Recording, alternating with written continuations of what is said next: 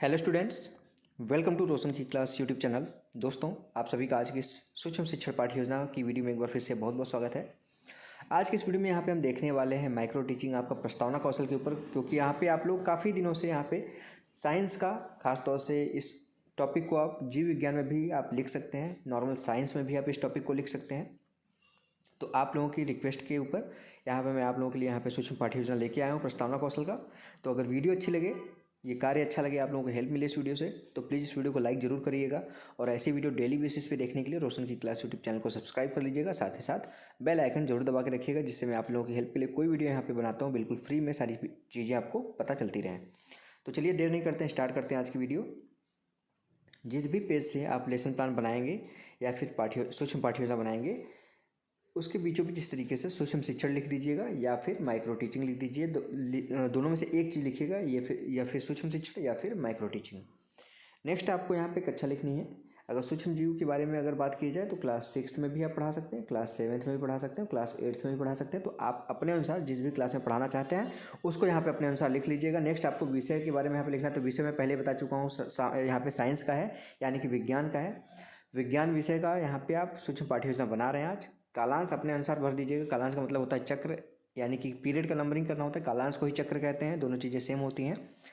अगर आपके कॉलेज वाले चक्र लिखने के लिए कहें तो चक्र लिखिए, कालांश लिखने के लिए कहें तो कालांश लिखिए। इसके दोनों का मतलब ये होता है कि पीरियड का नंबरिंग यहाँ पे करनी होती है। जिस भी पीरियड में आप जाएंगे पढ़ाने, उसका नंबरिंग यहाँ पे आपको करना है। नेक्स्ट आपको दिनांक लिखना है, यानी कि डेट लिखना है, जिससे ये पता चले कि इस डेट में आपकी कौन सी सूक्ष्म पाठ्य योजना पढ़ाई है। जब कोई आपकी फाइल चेक करेगा तो समयावधि 7 मिनट का वैसे मानक समयावधि होता है, 7 मिनट लिख दीजिएगा। ठीक है। अगर आपके कॉलेज वाले 5 मिनट भी दें तो 5 मिनट भी आप लिख सकते हैं, ये आपके कॉलेज के ऊपर डिपेंड करता है। और जो हमारा आज का प्रकरण है वो है सूक्ष्म जीव। अब इसके बाद हमारा टॉपिक आ गया प्रस्तावना कौशल है। तो सबसे पहले यहाँ पे 3 कॉलम बनाना होता है। वैसे श्यामपुर का इसमें कोई ज़रूरत नहीं होता। यहाँ पे प्रयुक्त घटक का आप लिख सकते हैं, प्रयुक्त घटक यहाँ पे कॉलम बना सकते हैं, अगर आपके कॉलेज वाले यहाँ पे बनाने के लिए कहते हैं तो क्रम संख्या लिख लीजिए, छात्र अध्यापक क्रिया, छात्र क्रिया और प्रयुक्त घटक या फिर घटक भी आप सिर्फ लिख सकते हैं। यहाँ पे कुछ बातों का ध्यान रखना होता है, बस वही चीज़ें यहाँ पे अगर ध्यान रखते हैं आप तो आपका प्रस्तावना कौशल बिल्कुल सही बन जाएगा।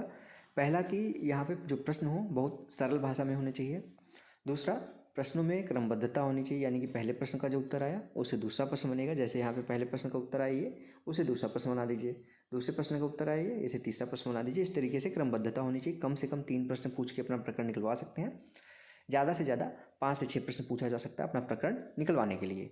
तो यहाँ पे देखिए, बच्चों से पहला प्रश्न पूछेंगे आप, हमारे आसपास कौन कौन से जीव जंतु पाए जाते हैं। तो बच्चे बोलेंगे हमारे आसपास गाय, भैंस, बकरी, ये सारी चीज़ें बच्चे बोलेंगे। उसके बाद दूसरा प्रश्न आएगा, गाय, भैंस आदि जीव से छोटे जीव कौन से हैं। तो बच्चे यहाँ पे गाय, भैंस से छोटे जीव बताएंगे, जैसे कुत्ता हो गया, बिल्ली हो गया, खरगोश हो गया, चूहा हो गया, मछली हो गई, ये सारी चीज़ें बोलेंगे।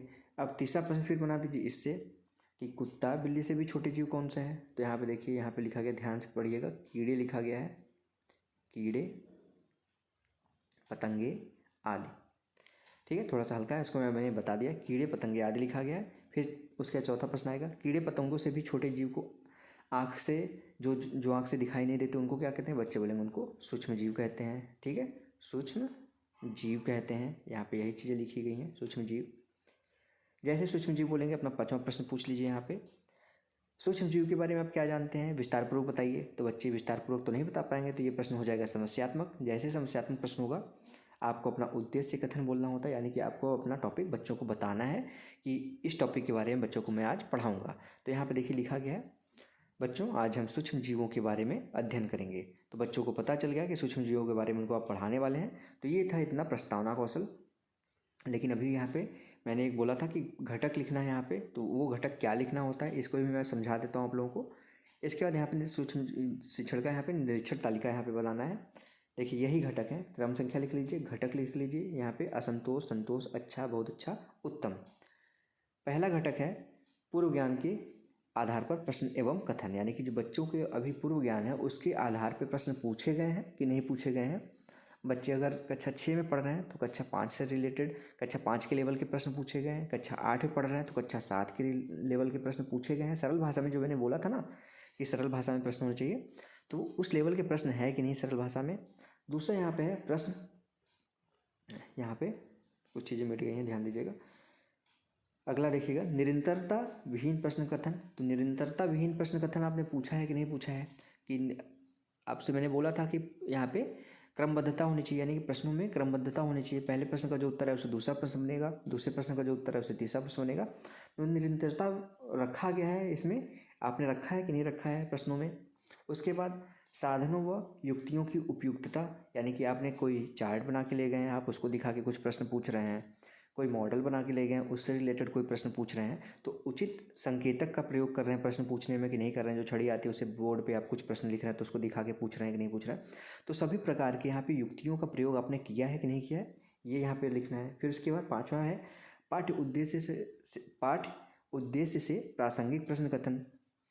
आप पाठ से रिलेटेड प्रश्न पूछ रहे हैं, जैसे सूक्ष्म जीव से पढ़ा रहे हैं तो सूक्ष्म जीव से रिलेटेड प्रश्न पूछ रहे हैं। ऐसा तो नहीं कि पढ़ा रहे हैं यहाँ पे सूक्ष्म जीव के बारे में और क्वेश्चन पूछ रहे हैं 2+2 क्या होता है मैथ के बारे में पूछ रहे हैं, तो ऐसा नहीं होना चाहिए। पाठ से के उद्देश्य से प्रासंगिकता उसकी मिलती जुलती रहनी चाहिए, यानी कि उससे रिलेट होना चाहिए प्रश्न। ऐसा नहीं कि आप मैथ पढ़ा रहे हैं तो साइंस के क्वेश्चन पूछ रहे हैं, साइंस पढ़ा रहे हैं तो मैथ के क्वेश्चन पूछ रहे हैं, मैथ पढ़ा रहे हैं तो हिंदी के क्वेश्चन पूछ रहे हैं, ऐसा नहीं होना चाहिए। प्रासंगिकता होनी चाहिए। लास्ट में यहाँ पे आएगा पर्यवेक्षक टिप्पणी, पर्यवेक्षक हस्ताक्षर, यानी कि यहाँ पे कुछ कमियाँ होंगी आपके द्वारा पढ़ाई गई चीज़ों में, यहाँ पे लिखेगा पर्यवेक्षक। कुछ सुझाव होगा उसको भी यहाँ पे लिखेगा पर्यवेक्षक, यहाँ पे अपना हस्ताक्षर कर देगा। और यहाँ पे जो मैंने बताया था कि यहाँ पे प्रयुक्त घटक वाले कॉलम में क्या लिखना है, प्रयुक्त घटक वाले कॉलम में आपके कॉलेज वाले इस तरीके से बोल देंगे कि हाँ 1 लिख दीजिए, 2 लिख दीजिए, 1 लिख दीजिए, 3 लिख दीजिए, इस तरीके से। तो ये 1 और 2 लिखा गया है, ये चीज़ें हैं जो यहाँ पे जैसे लिखा गया है 1 नंबर में है, ये यूज किया तो 1 लिख दीजिए, 2 लिखा तो 2 लिख दीजिए, तीसरा यूज किया तो तीसरा लिख दीजिए। इस तरीके से प्रयुक्त घटक में ये सारी चीज़ें लिखी जा सकती हैं। तो दोस्तों ये था आज का सूक्ष्म पाठ्य योजना। अगर आप लोगों को आज की वीडियो अच्छी लगी हो तो प्लीज़ वीडियो को लाइक करिएगा। इस वीडियो की अगर आप लोगों को पीडीएफ चाहिए तो बिल्कुल फ्री में जाके आप लोग रोशन की क्लास टेलीग्राम चैनल से डाउनलोड कर सकते हैं। और अगर ऐसे ही वीडियो डेली बेसिस पे आपको देखनी है तो रोशन की क्लास टेलीग्राम यूट्यूब चैनल को आप रोशन की क्लास यूट्यूब चैनल को आप सब्सक्राइब करिएगा। नीचे यहाँ वीडियो जहाँ देख रहे हैं उसके नीचे सब्सक्राइब बटन होगा, उस पर क्लिक करके सब्सक्राइब कर लीजिएगा, साथ ही साथ बेल आइकन जरूर दबा के रखिएगा। तो स्टूडेंट्स मिलते हैं नेक्स्ट वीडियो में, तब तक के लिए आप सभी का बहुत बहुत धन्यवाद। जय हिंद, वंदे मातरम।